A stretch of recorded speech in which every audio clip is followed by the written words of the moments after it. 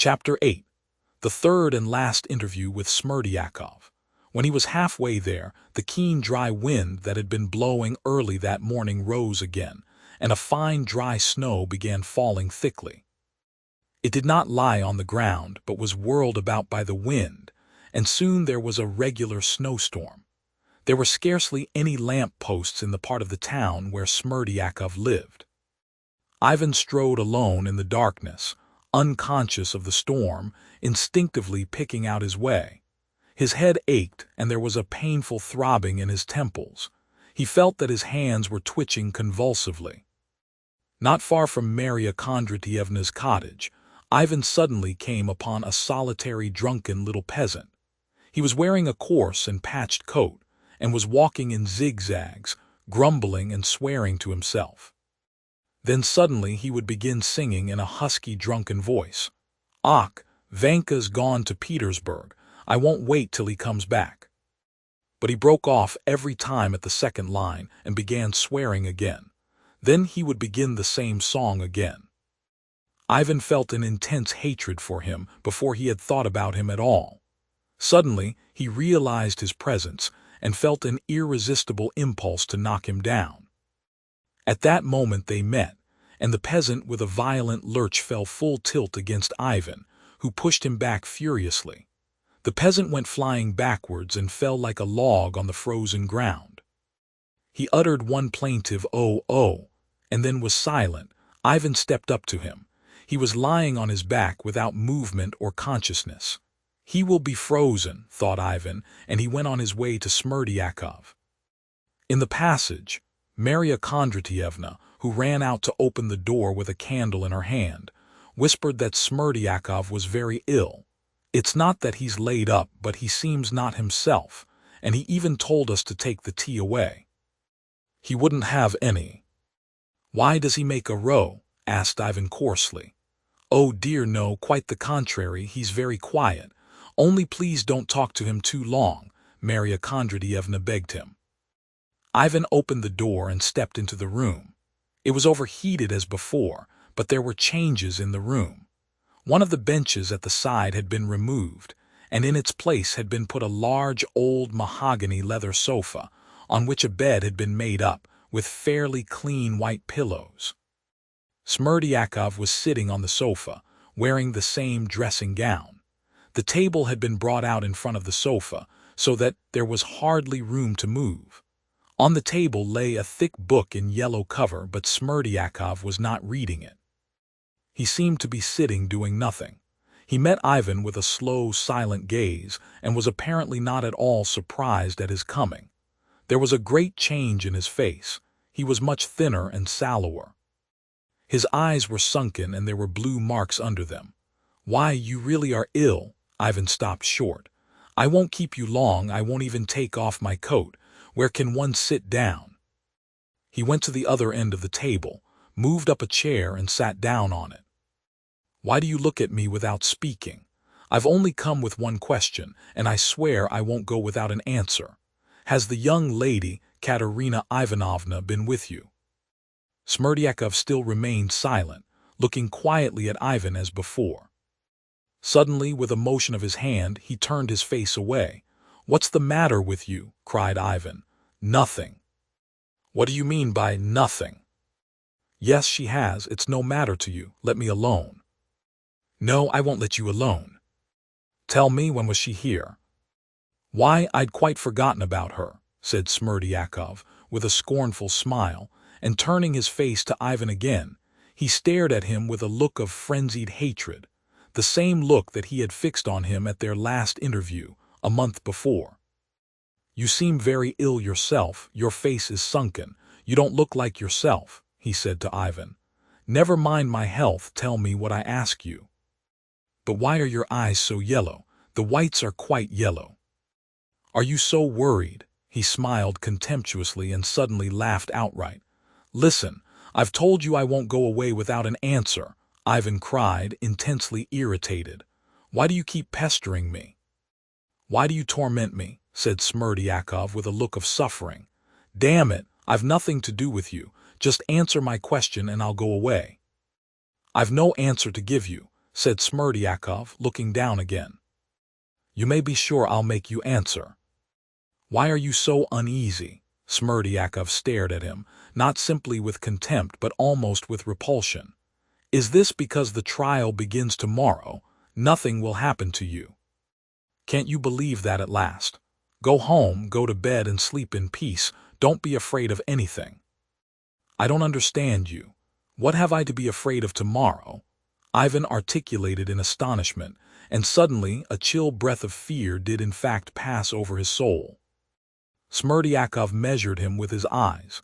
"You don't understand," he drawled reproachfully. "It's a strange thing a sensible man should care to play such a farce." Ivan looked at him speechless. The startling, incredibly supercilious tone of this man who had once been his valet was extraordinary in itself. He had not taken such a tone even at their last interview. "I tell you, you've nothing to be afraid of. I won't say anything about you, there's no proof against you. I say, how your hands are trembling. Why are your fingers moving like that? Go home, you did not murder him." Ivan started. He remembered Alyosha. "I know it was not I," he faltered. "Do you?" Smerdyakov caught him up again. Ivan jumped up and seized him by the shoulder. "Tell me everything, you viper, tell me everything." Smerdyakov was not in the least scared. He only riveted his eyes on Ivan with insane hatred. "Well, it was you who murdered him, if that's it," he whispered furiously. Ivan sank back on his chair as though pondering something. He laughed malignantly. "You mean my going away? What you talked about last time? You stood before me last time and understood it all, and you understand it now. All I understand is that you are mad. Aren't you tired of it? Here we are face to face. What's the use of going on keeping up a farce to each other? Are you still trying to throw it all on me to my face? You murdered him. You are the real murderer. I was only your instrument, your faithful servant, and it was following your words I did it." "Did it? Why did you murder him?" Ivan turned cold. Something seemed to give way in his brain, and he shuddered all over with a cold shiver. Then Smerdyakov himself looked at him wonderingly. Probably the genuineness of Ivan's horror struck him. "You don't mean to say you really did not know?" he faltered mistrustfully, looking with a forced smile into his eyes. Ivan still gazed at him and seemed unable to speak. "Ach, Vanka's gone to Petersburg. I won't wait till he comes back," suddenly echoed in his head. "Do you know, I am afraid that you are a dream, a phantom sitting before me," he muttered. "There's no phantom here, but only us two and one other. No doubt he is here, that third between us." "Who is he? Who is here? What third person?" Ivan cried in alarm, looking about him, his eyes hastily searching in every corner. "That third is God himself, Providence. He is the third beside us now. Only don't look for him, you won't find him." "It's a lie that you killed him," Ivan cried madly. "You are mad or teasing me again." Smerdyakov, as before, watched him curiously, with no sign of fear. He could still scarcely get over his incredulity. He still fancied that Ivan knew everything and was trying to throw it all on him to his face. "Wait a minute," he said at last in a weak voice, and suddenly bringing up his left leg from under the table, he began turning up his trouser leg. He was wearing long white stockings and slippers. Slowly he took off his garter and fumbled to the bottom of his stocking. Ivan gazed at him and suddenly shuddered in a paroxysm of terror. "He's mad," he cried, and rapidly jumping up, he drew back so that he knocked his back against the wall and stood up against it, stiff and straight. He looked with insane terror at Smerdyakov, who, entirely unaffected by his terror, continued fumbling in his stocking, as though he were making an effort to get hold of something with his fingers and pull it out. At last he got hold of it and began pulling it out. Ivan saw that it was a piece of paper, or perhaps a roll of papers. Smerdyakov pulled it out and laid it on the table. "Here," he said quietly. "What is it?" asked Ivan, trembling. "Kindly look at it," Smerdyakov answered, still in the same low tone. Ivan stepped up to the table, took up the roll of paper and began unfolding it, but suddenly he drew back his fingers, as though from contact with a loathsome reptile. "Your hands keep twitching," observed Smerdyakov, and he deliberately unfolded the bundle himself. Under the wrapper were 3 packets of 100-ruble notes. "They are all here, all the 3,000 rubles, you need not count them." "Take them," Smerdyakov suggested to Ivan, nodding at the notes. Ivan sank back in his chair. He was as white as a handkerchief. "You frightened me with your stocking," he said with a strange grin. "Can you really not have known till now?" Smerdyakov asked once more.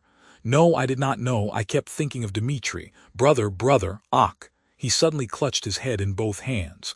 "Listen, did you kill him alone? With my brother's help or without?" "It was only with you, with your help I killed him, and Dmitri Fyodorovitch is quite innocent." All right, talk about me later. Why do I keep on trembling? I can't speak properly." "You were bold enough then. You said everything was lawful, and how frightened you are now," Smerdyakov muttered in surprise. "Won't you have some lemonade? I'll ask for some at once. It's very refreshing. Only I must hide this first." And again he motioned at the notes. He was just going to get up and call at the door to Maria Kondratievna to make some lemonade and bring it them. But, looking for something to cover up the notes that she might not see them, he first took out his handkerchief, and as it turned out to be very dirty, took up the big yellow book that Ivan had noticed at first lying on the table and put it over the notes. The book was the sayings of the Holy Father Isaac the Syrian. Ivan read it mechanically. "I won't have any lemonade," he said. "Talk of me later. Sit down and tell me how you did it. Tell me all about it. You'd better take off your greatcoat, or you'll be too hot." Ivan, as though he'd only just thought of it, took off his coat and, without getting up from his chair, threw it on the bench. "Speak, please, speak." He seemed calmer.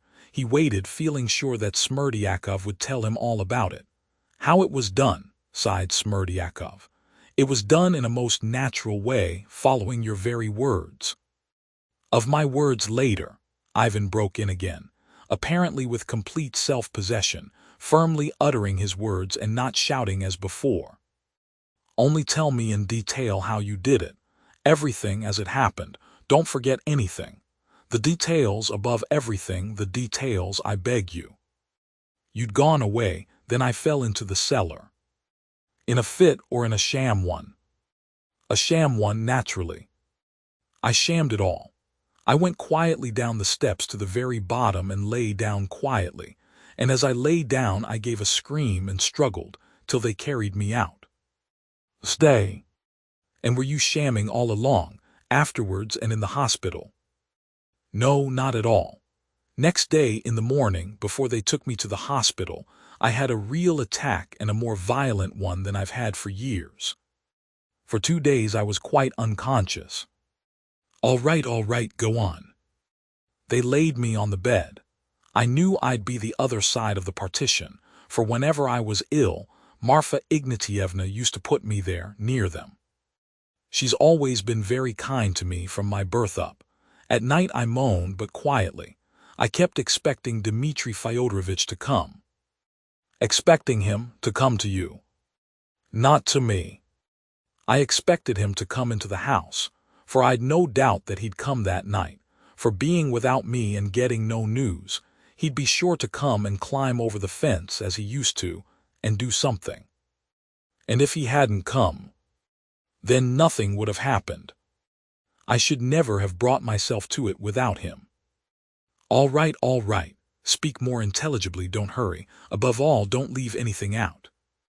"I expected him to kill Fyodor Pavlovitch. I thought that was certain, for I had prepared him for it, during the last few days. He knew about the knocks, that was the chief thing. With his suspiciousness and the fury which had been growing in him all those days, he was bound to get into the house by means of those taps. That was inevitable, so I was expecting him." "Stay," Ivan interrupted. "If he had killed him, he would have taken the money and carried it away. You must have considered that. What would you have got by it afterwards?" I don't see. But he would never have found the money. That was only what I told him, that the money was under the mattress. But that wasn't true. It had been lying in a box. And afterwards I suggested to Fyodor Pavlovitch, as I was the only person he trusted, to hide the envelope with the notes in the corner behind the icons, for no one would have guessed that place, especially if they came in a hurry. So that's where the envelope lay, in the corner behind the icons. It would have been absurd to keep it under the mattress. The box, anyway, could be locked, but all believe it was under the mattress. A stupid thing to believe. So if Dmitri Fyodorovitch had committed the murder, finding nothing, he would either have run away in a hurry, afraid of every sound, as always happens with murderers, or he would have been arrested. So I could always have clambered up to the icons and have taken away the money next morning or even that night, and it would have all been put down to Dmitri Fyodorovitch. I could reckon upon that. But what if he did not kill him, but only knocked him down? If he did not kill him, of course, I would not have ventured to take the money, and nothing would have happened.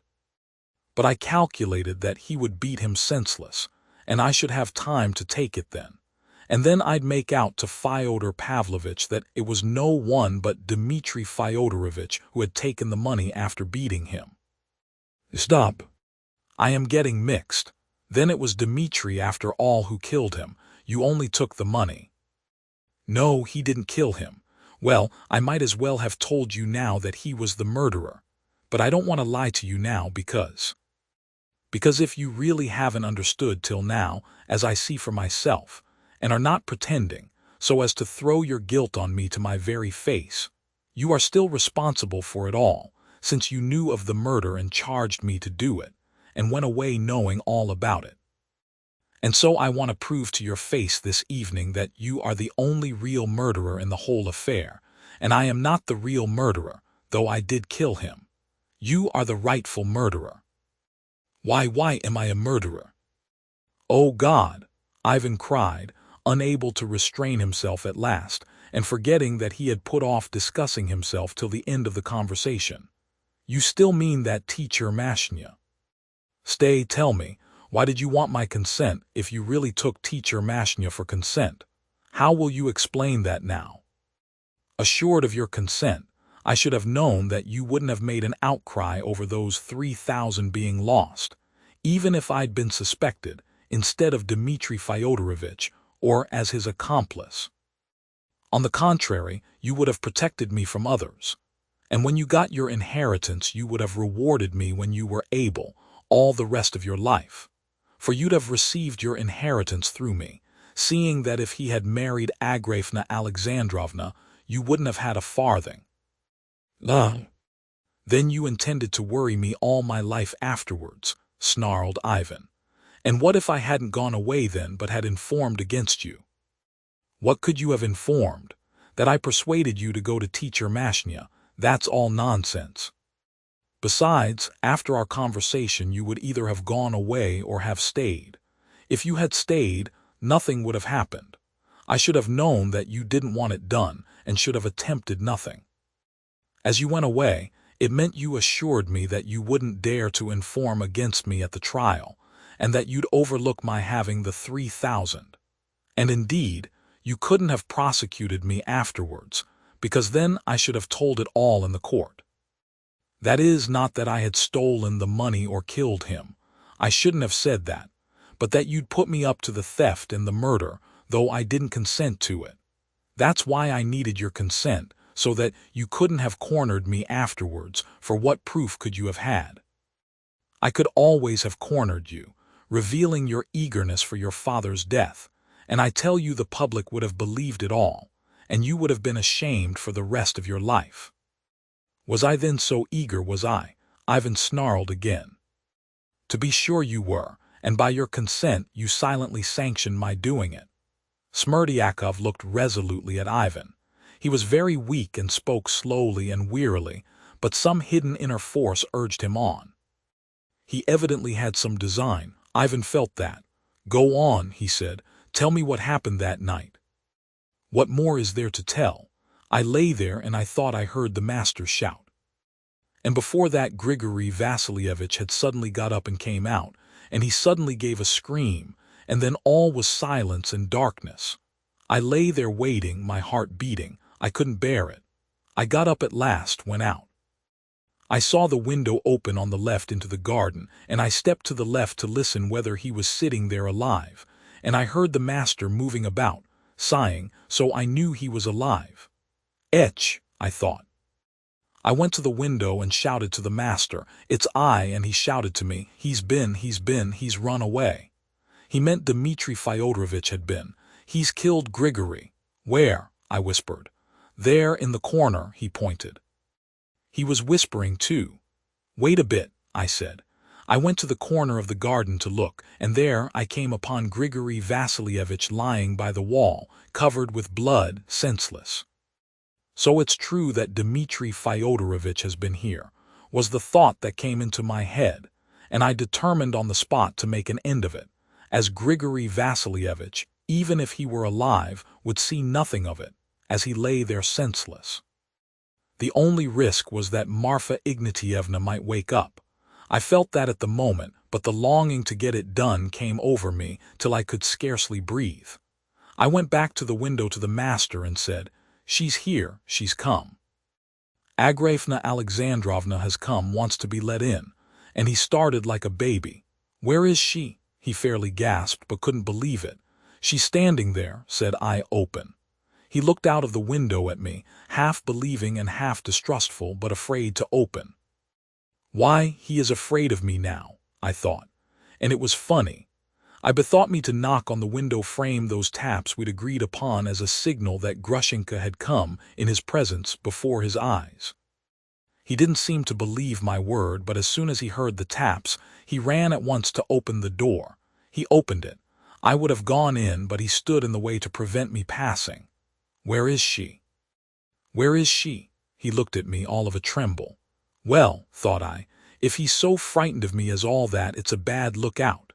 And my legs went weak with fright that he wouldn't let me in, or would call out, or Marfa Ignatievna would run up, or something else might happen.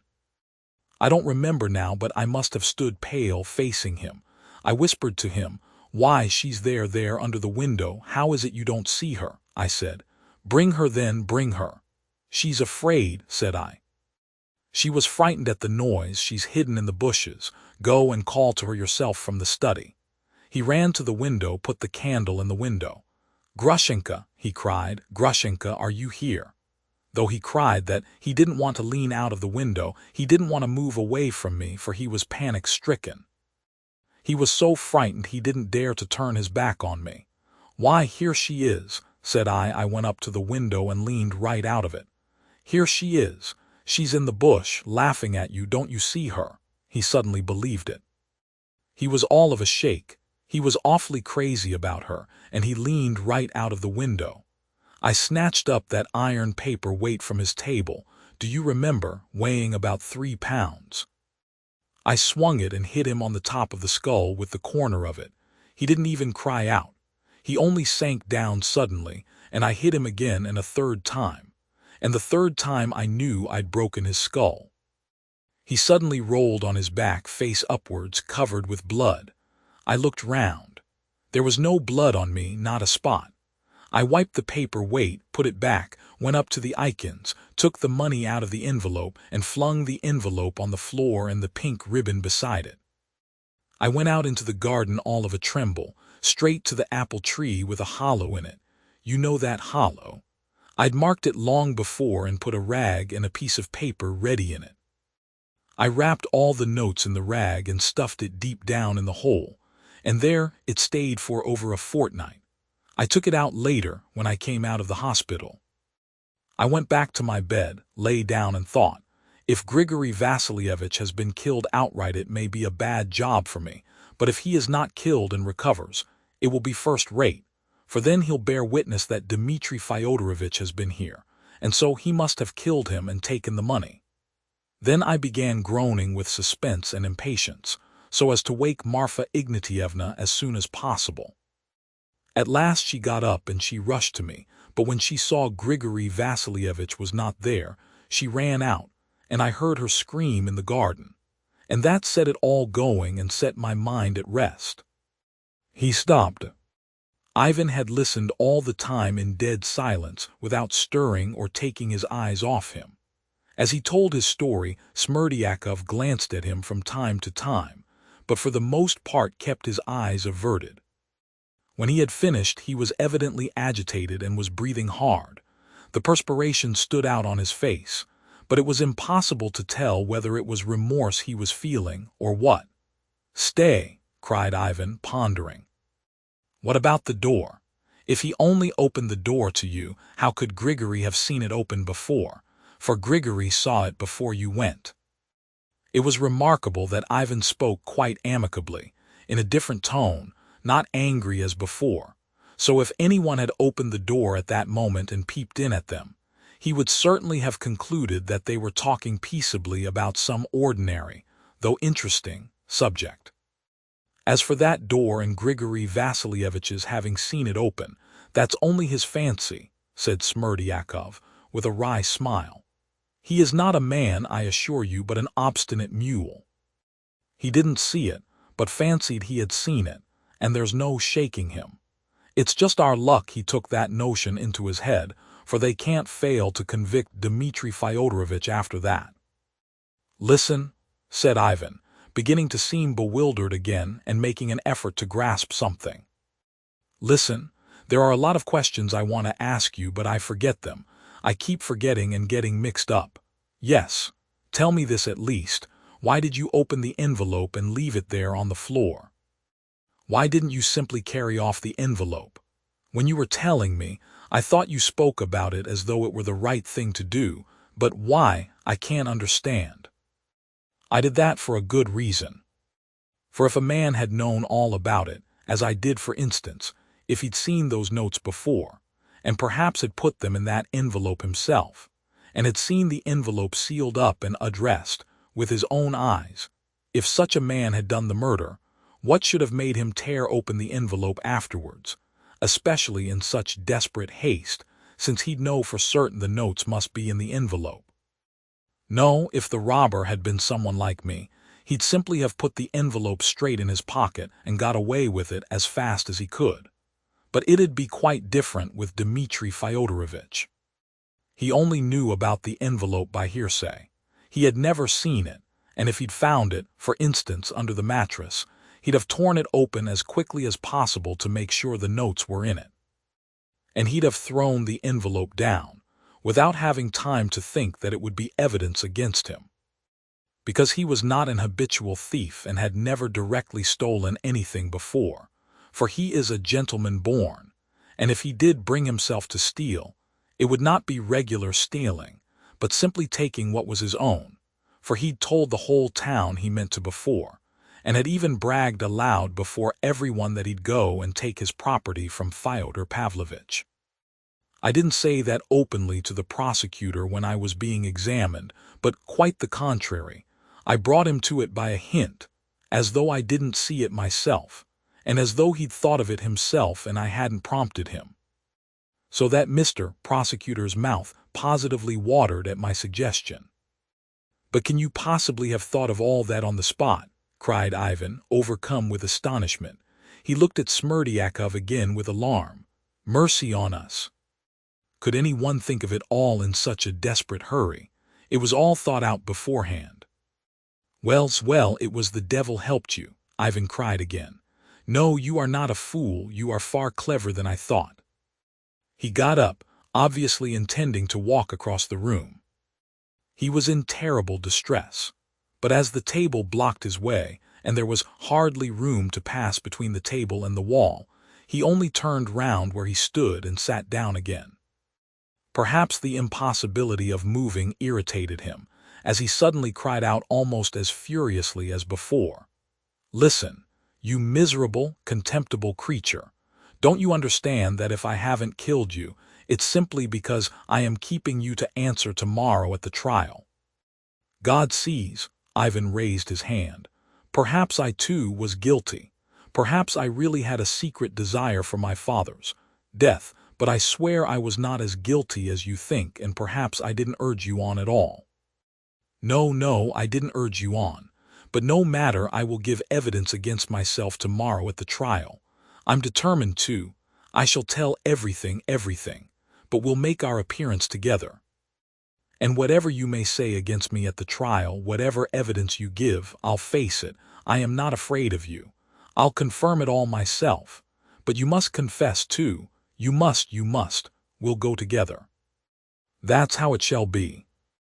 Ivan said this solemnly and resolutely, and from his flashing eyes alone it could be seen that it would be so. "You are ill, I see. You are quite ill." "Your eyes are yellow," Smerdyakov commented, without the least irony, with apparent sympathy in fact. "We'll go together," Ivan repeated. "And if you won't go, no matter, I'll go alone." Smerdyakov paused as though pondering. "There'll be nothing of the sort, and you won't go," he concluded at last positively. "You don't understand me," Ivan exclaimed reproachfully. "You'll be too much ashamed if you confess it all. And what's more, it will be no use at all, for I shall say straight out that I never said anything of the sort to you, and that you are either ill, and it looks like it too, or that you're so sorry for your brother that you are sacrificing yourself to save him, and have invented it all against me. For you've always thought no more of me than if I'd been a fly. And who will believe you, and what single proof have you got? Listen, you showed me those notes just now to convince me." Smerdyakov lifted the book off the notes and laid it on one side. "Take that money away with you," Smerdyakov sighed. "Of course I shall take it, but why do you give it to me if you committed the murder for the sake of it?" Ivan looked at him with great surprise. "I don't want it," Smerdyakov articulated in a shaking voice, with a gesture of refusal. "I did have an idea of beginning a new life with that money in Moscow, or, better still, abroad. I did dream of it, chiefly because all things are lawful. That was quite right what you taught me, for you talked a lot to me about that. For if there's no everlasting God, there's no such thing as virtue, and there's no need of it. You were right there. So that's how I looked at it." "Did you come to that of yourself?" asked Ivan with a wry smile. "With your guidance. And now, I suppose, you believe in God since you are giving back the money." "No, I don't believe," whispered Smerdyakov. "Then why are you giving it back?" "Leave off, that's enough." Smerdyakov waved his hand again. "You used to say yourself that everything was lawful, so now why are you so upset too? You even want to go and give evidence against yourself. Only there'll be nothing of the sort." "You won't go to give evidence," Smerdyakov decided with conviction. "You'll see," said Ivan. "It isn't possible. You are very clever. You are fond of money, I know that. You like to be respected too, for you're very proud. You are far too fond of female charms too, and you mind most of all about living in undisturbed comfort, without having to depend on anyone. That's what you care most about. You won't want to spoil your life forever by taking such a disgrace on yourself. You are like Fyodor Pavlovitch. You are more like him than any of his children. You've the same soul as he had." "You are not a fool," said Ivan, seeming struck. The blood rushed to his face.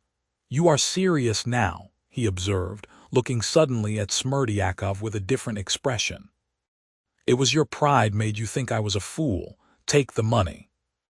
Ivan took the 3 rolls of notes and put them in his pocket without wrapping them in anything. "I shall show them at the court tomorrow," he said.